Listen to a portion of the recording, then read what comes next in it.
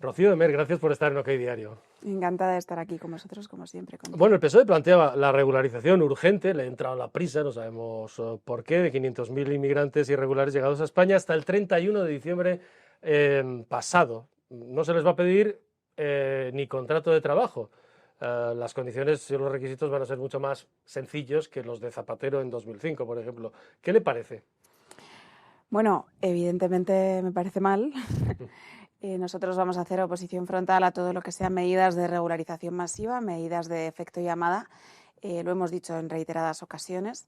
Sobre regularización, además, hemos trabajado, no es la primera herramienta parlamentaria que llega al Congreso sobre regularización. En los últimos años hemos debatido una ILP, una iniciativa legislativa popular, recogida de firmas por parte de algunas entidades que han llevado al Congreso un texto que se votó a favor por parte del Partido Popular como del Partido Socialista, que se constituyó en una ponencia y que todavía pues, no ha finalizado su trámite parlamentario.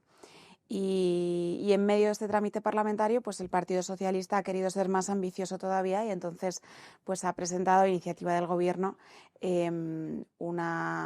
un Real Decreto para regularizar 300.000 inmigrantes en 3 años, es decir, casi 1 millón de inmigrantes irregulares en nuestro país los próximos 3 años, y a nosotros pues nos parece una locura, ¿no? ¿Qué consecuencias cree que va a tener esto si se lleva a cabo? Bueno, esto es por excelencia una de las políticas troncales de fronteras abiertas, ¿no? Las políticas de fronteras abiertas no son solo abrir tus fronteras, no son solo relajar tus controles fronterizos o directamente pasarlos por alto porque tienes una intención clara de que tu país se entre de cualquier modo, sino que también son todas esas políticas que pues permiten esa regularización masiva de personas, esa permanencia y en definitiva pues ese arraigo de toda esa nueva gente en tu país, ¿no?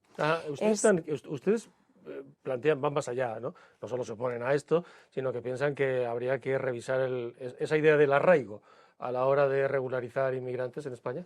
Bueno, no solo eso, habría que revisar muchísimas cosas, prácticamente todo lo que tenga que ver con extranjería, desde la ley de extranjería hasta la obtención de la nacionalidad. Nosotros pensamos que la nacionalidad no se puede regalar, que hay que endurecer las condiciones de acceso a la nacionalidad, que la nacionalidad pues es un tesoro que tenemos que guardar y sobre todo pensamos que tenemos que restringir mucho estas políticas porque tenemos que preservar y tenemos que proteger lo que es en definitiva pues una identidad colectiva, ¿no? Nosotros quizás elevamos un poco este debate no solo en la precarización económica que supone el que tus políticas sociales sean traer 7 millones de personas de países del tercer mundo. O sea, esto es una lucha contra la pobreza bastante curiosa porque es aumentar tu pobreza exactamente en 7 millones de personas.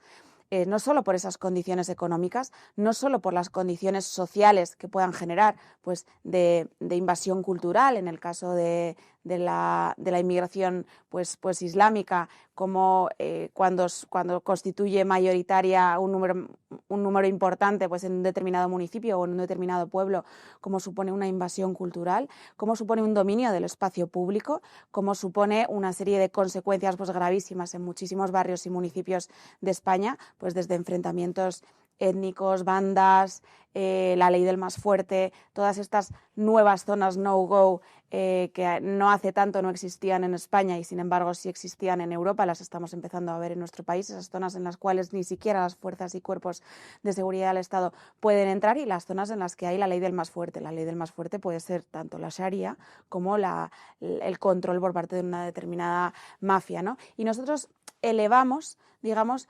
esa tercera pérdida que pensamos que es para los españoles, que no solo es económica, no solo es social y cultural, sino que también es una pérdida en su propia identidad, ¿no? En su propia configuración, en su propia existencia, ¿no? Estamos asistiendo a un escenario pues bastante apocalíptico, ¿no? Yo no sé cuántas veces te han contado cuándo es el fin del mundo, ¿no? Y no sé si nos queda muy claro cuándo es el fin del mundo, pero compramos pajitas de cartón y estamos muy concienciados con las bolsitas y muy concienciados con el océano y con las zonas de bajas emisiones porque va a llegar el fin del mundo, ¿no? Pues yo no sé cuándo va a llegar el fin del mundo, pero lo que sí sé es que en el año 2045 habrá menos españoles que personas de origen extranjero. Y esto sí que nos preocupa, porque sí pensamos que esto es una merma en la identidad colectiva de todos los españoles, que es algo inmaterial y que es algo que no le pertenece a una generación en concreto. Es decir, esa sustitución poblacional no es un bulo de la extrema derecha.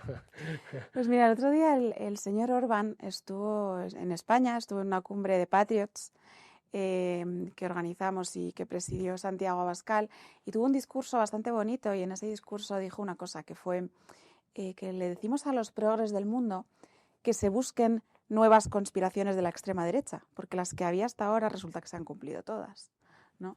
Y entonces esto que todo el mundo decía que era una conspiración de la extrema derecha, la sustitución poblacional, tal, es una realidad. Tan palpable es una realidad como que tiene fecha. Y como que en esa fecha muy probablemente todos estaremos vivos, que es 2045, ¿no? O sea, que es dentro de bastante poco. Y en esa fecha, pues es una fecha de no retorno. Nosotros siempre alertamos sobre la magnitud de este problema, ¿no? En el debate público, en el debate político de inmigración ha habido varias fases, ¿no? Ha estado pues una fase inicial pues muy buenista, que cristaliza quizás en el año 2015, cuando en Europa empieza la ebullición del momento Welcome Refugees, ¿no? Con las manifestaciones en muchas capitales de Europa, ese deber que teníamos los europeos a acoger a todas aquellas personas que huían del hambre y de la guerra, ¿no?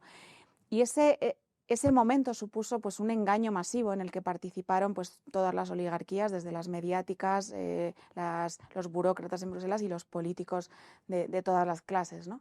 Y este momento en el que abrimos los brazos de alguna manera a todas estas personas que venían, pues no solo fue un punto de inflexión, sino que fue un punto de profundo engaño, ¿no? Se estaba engañando a la población porque no venían refugiados que vivían de una guerra.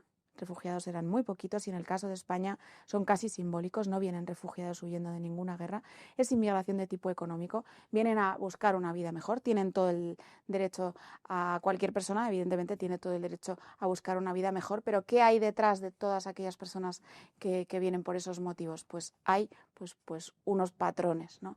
Hay por un lado pues una serie de mafias que se enriquecen, que se lucran y que se benefician tanto en origen como en destino, una serie de gobiernos pues, si me apuras, rojos y azules del PP o del PSOE que han estado avalando estas políticas y que por lo tanto han sido la compañía aseguradora de esas mafias en colaboración pues con una serie de ONGs, ¿no? Y todo este macroaparato que participaba de una estructura mediática en la cual pues teníamos que abrir los brazos, en realidad estaban ocultando a los españoles y a los europeos en general un dato importantísimo, que no venían 4 refugiados que vivían de una guerra, primero porque no eran refugiados, pero es que no eran 4. La magnitud de todas las personas que vienen y que venían en un muy corto periodo de tiempo. La masividad, el descontrol, el número es lo que constituye que algo sustituya a lo otro, que se invada, ¿no? Invasión, y te miraban como un extraterrestre cuando decías invasión migratoria, ¿no? Pero invasión es un concepto muy sencillo, es cuando lo que viene supera lo que está, ¿no? Y si desde los años 90 hasta ahora han entrado en nuestro país al menos 7,5 millones de personas que ya se han establecido y que tienen su correspondiente descendencia en un país en el que hay 48 millones de habitantes, no son 4 refugiados que huyen de una guerra. Son números bastante importantes teniendo en cuenta luego las dinámicas poblacionales de Europa y España en general, ¿no? Teniendo en cuenta que no hay tasa de reemplazo, teniendo en cuenta que las poblaciones que vienen son poblaciones que no solo se arraigan, sino que al mismo tiempo pues tienen tasas de fecundidad bastante superiores a la nuestra. Asistimos a cifras en Europa, por ejemplo en Bruselas, el 88% de los menores de 18 años, el 88% de los menores de 18 años son extranjeros. ¿Hay algún belga en Bruselas? Claro, esa sustitución poblacional va acompañada de sustitución cultural. Desde luego, Si no se exige integración en los valores del país de destino, que en este caso, por ejemplo, España, hay sustitución poblacional y habrá sustitución cultural si no hay exigencia a la gente que viene. Claro, habrá sustitución cultural si nos dejamos de alguna manera, ¿no? Pero parece que están los protectores de que nos sustituyan, ¿no? El otro día veíamos justo la manifestación en Parla del colectivo feminista pues protegiendo el hijab y denunciando públicamente que querían el hijab y que se acabase con la persecución y con el estigma en todas las formas de velo islámico que existen, ¿no? Esa invasión cultural que vivimos pues tiene una compañía aseguradora que es precisamente pues todos esos progres rojos y azules que nos han traído hasta aquí, ¿no? ¿Los azules también?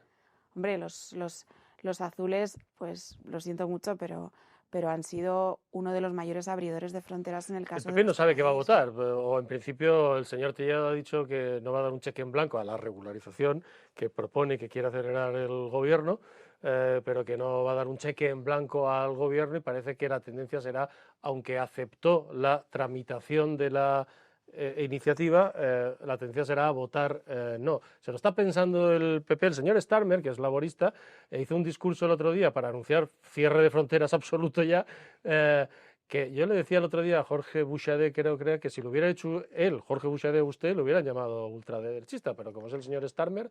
Claro, pero esto está sucediendo en muchos lugares de Europa, ¿no? Todas aquellas personas que abrieron las fronteras, también fue el Partido Popular en España. De hecho, en los años 90, el Partido Popular ha regularizado en el pasado a casi 700.000 personas, ¿no? O sea, que no es nada nuevo, son políticas que han hecho rojos y azules en nuestro país. Pero en el panorama, en el resto de Europa, han dicho primero una cosa y ahora están diciendo lo contrario. Y están diciendo lo contrario no porque piensen lo contrario, ni porque tengan miedo de lo que está sucediendo en sus naciones. Están diciendo lo contrario porque están bajando la intención de voto en las encuestas. Porque están viendo que sus políticas, realmente la gente ha abierto los ojos a sus políticas, que no pueden seguir tapándolas durante mucho más tiempo, porque lo que han transformado con sus políticas son precisamente las calles de los ciudadanos de a pie, de los ciudadanos corrientes, que son precisamente pues quienes les van a pedir cuentas, ¿no?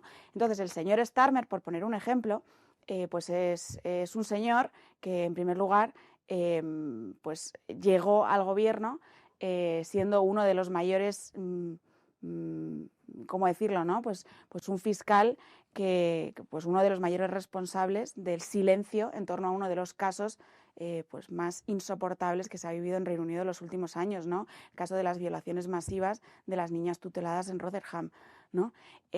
Pues este señor tiene Se hablan esto a de sus miles de espaldas, niñas ¿no?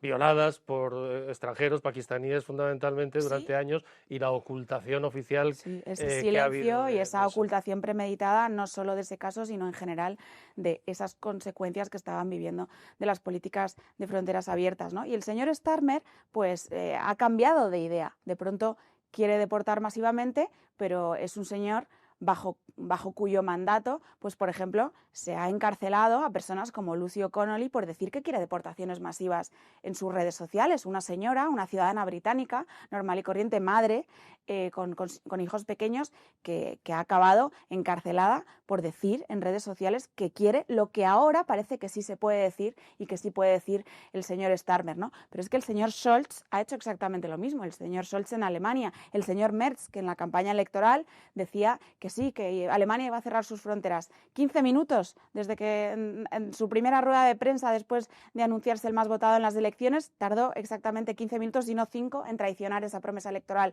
que había hecho el señor Macron. El señor Macron también, después de negar prácticamente que el yihadismo existiera, ¿no? En cuanto a observamos un nuevo atropello múltiple o un nuevo atentado yihadista en Francia, entonces sí que vamos a perseguir el yihadismo, ¿no? Entonces, mi mensaje para todos estos líderes que ahora de pronto parece que tienen conciencia sobre que las fronteras abiertas han venido a hacer peor la vida de los europeos es: me parece muy bien, pero podíais haberlo hecho 708 atentados antes en Europa. Y al señor Feijóo, entonces, ¿qué le dice? Pues exactamente lo mismo. Podía haber defendido esto antes de, por ejemplo, Algeciras, antes de que muriera Diego Valencia, antes de las Ramblas en Barcelona, ¿no? Es que el señor Feijóo o su partido político también es No es responsable. fiable de lo que vayan a, ahora que tienen un congreso en el mes de julio. A lo mejor sobre este tema pues veremos que queda, sus ponencias políticas Bueno, o lo yo que sea. me encantaría creerme de verdad que su intención es la de controlar nuestras fronteras. El problema es que sus palabras, sus hechos en el pasado contradicen sus palabras de ahora. Entonces, pues sus palabras están en una fragilidad en cuanto a credibilidad bastante importante, ¿no? Porque la verdad que me resulta bastante curiosa la manera de... Ahora lo dicen muy firmemente: el Partido Popular va a luchar contra la inmigración irregular. Pero es que su manera de luchar contra la inmigración irregular en el pasado ha sido convertir la irregular en regular.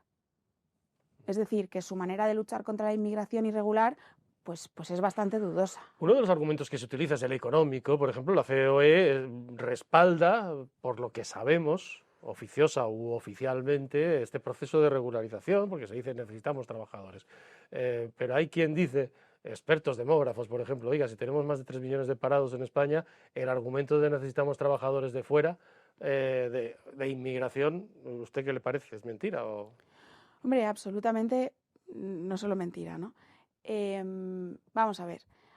Detrás del fenómeno masivo de la inmigración en España y en Europa hay unos poderes económicos. Evidentemente, esos poderes económicos han encontrado sus mejores sponsors, sus mejores banderas en las formaciones progresistas que han sabido pues llevar ese mensaje del multiculturalismo, de abrir los brazos y abrir las puertas de Europa a todo porque somos muy buenos, ¿no?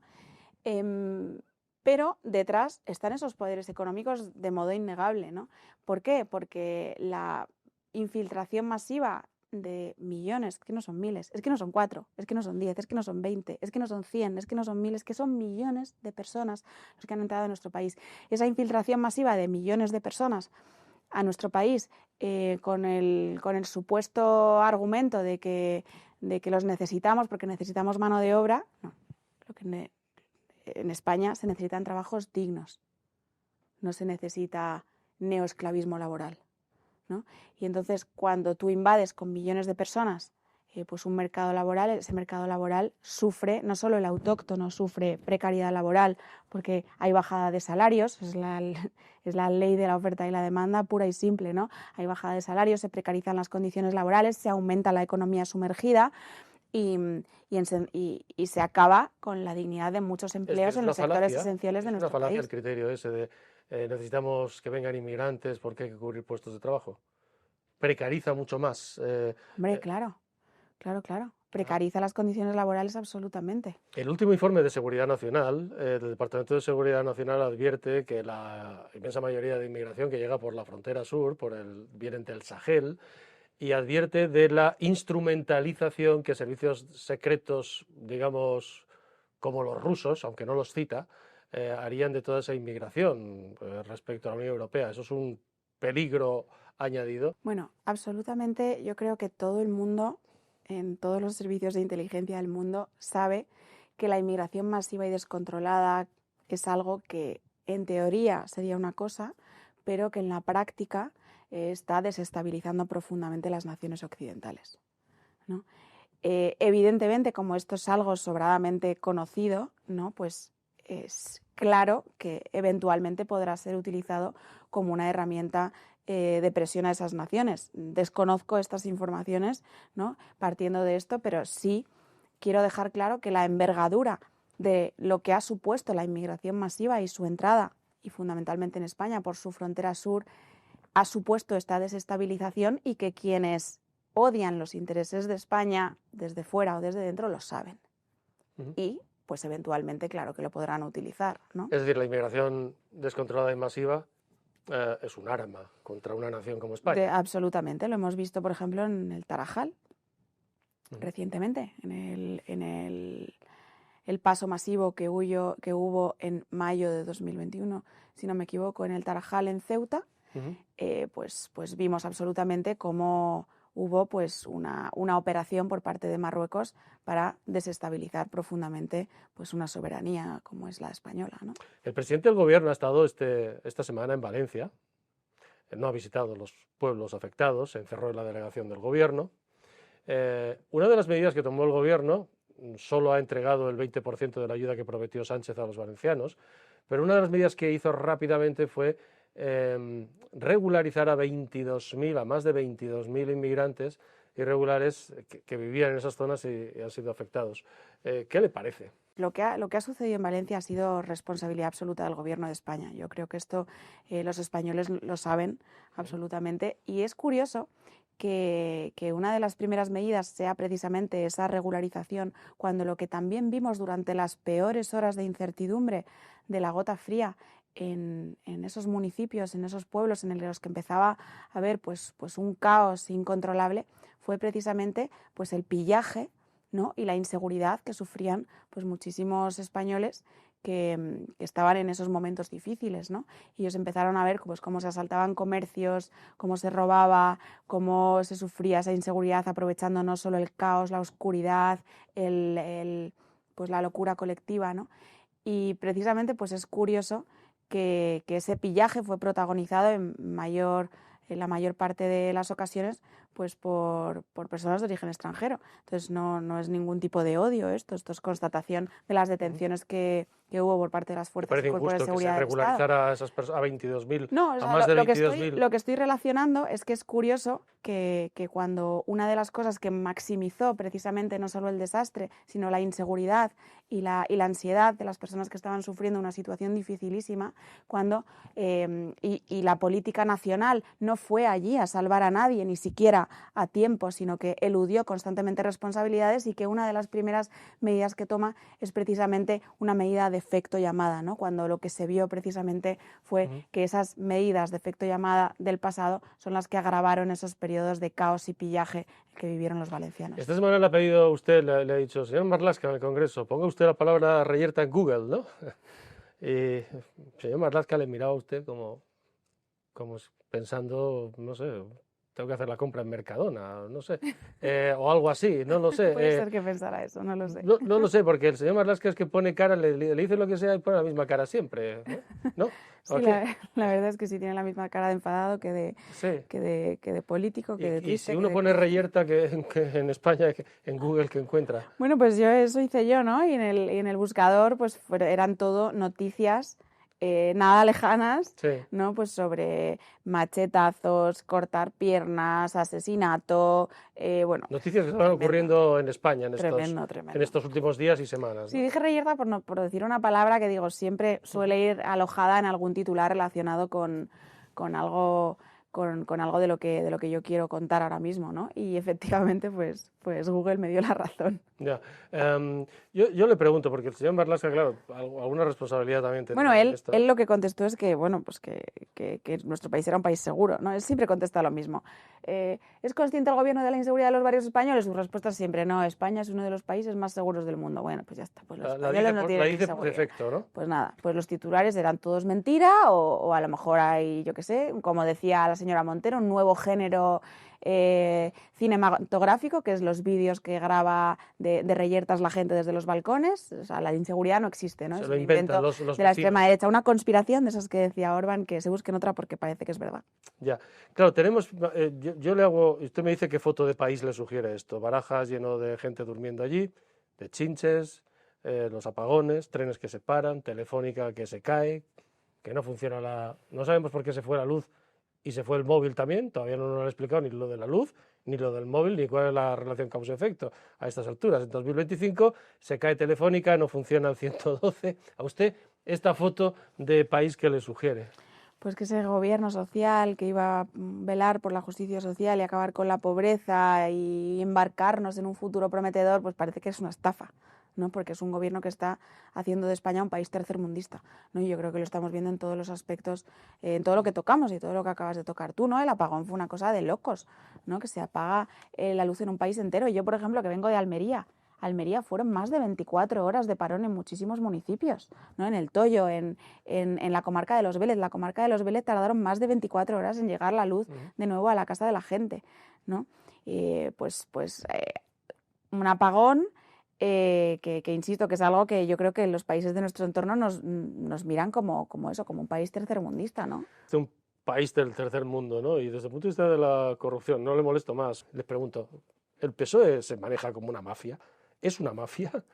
El PSOE, pues, si actúa como una mafia y lo que vemos parece que es una mafia, pues quizás sea una mafia, no lo sé, puede ser, pero la probabilidad es bastante alta, ¿no? Sí. Es curioso, pues nada, ese amor que tiene el Partido Socialista por todos sus amigos, ¿no? Porque se ha demostrado, ¿no?, como hay una red de colocación y de enriquecimiento que estamos viendo que supuestamente parece bastante real, ¿no? Lo de Santos Cerdán que estáis contando vosotros, ¿no? Lo del cuñado del señor presidente que también ha salido hace poco, lo del hermanísimo. Ya. Lo de la este mujer. puesto de trabajo fantasma, La mujer va camino del banquillo también, como el hermano. lo de su mujer, ¿no? Lo de la primera dama de nuestro país, ¿no? Que está perdida. En las últimas horas, era un acto privado, en la graduación de sus hijas, con el señor Sánchez, hay algunos vídeos y tal, pero públicamente no la vemos desde el 30 de noviembre de 2024. ¿La esconde el señor Sánchez o qué? ¿A su mujer ahora? Bueno, pues la señora que se dedicaba a orientar a la gente sobre cómo se podían conseguir fondos públicos y era la mujer del que repartía los fondos públicos, ¿no? Yo creo que es bastante obscena todo desde el principio a fin, la historia en torno a la familia, ¿no? Es curioso, ¿no? Este Partido Socialista, que es precisamente uno de los que está pues acabando con las políticas familiares en nuestro país y sin embargo que bien protege, ¿no? Qué poco ejemplo da, ¿no? Cómo protege a su familia, ¿no? Rocío de Mer, muchísimas gracias por habernos acompañado en OK Diario. Sí quería contarte una última cosa, Vicente. Cuéntame. Pues mira, quiero contar que hay una iniciativa que realizamos desde Vox en colaboración con Patriots, en el pasado lo hicimos en colaboración con ECR, que es la iniciativa Frontera Sur. Es un evento que realizamos sobre precisamente las políticas de fronteras abiertas y el debate proscrito en torno a las políticas de fronteras abiertas, que inauguramos hace 5 años precisamente en Canarias. Hemos hecho 3 ediciones en Canarias, en Ceuta y en Barcelona, y que verá la luz próximamente, los próximos meses, la 4ª edición de Frontera Sur, si todo sale bien, con pues, nuevos ponentes, grandes conferencias sobre todos estos temas cuyo debate pues, se nos ha hurtado. ¿Sabemos el lugar? Pues sabemos, pero todavía no lo vamos a decir porque no lo tenemos todavía tan atado, pero lo diremos próximamente. Tendrán ponentes de primer orden, entiendo. Habrá ponentes internacionales, será pues la cumbre de extrema derecha más esperada del año. Bueno, está bien que no pierdan ustedes el sentido del humor. Rocío, muchas gracias.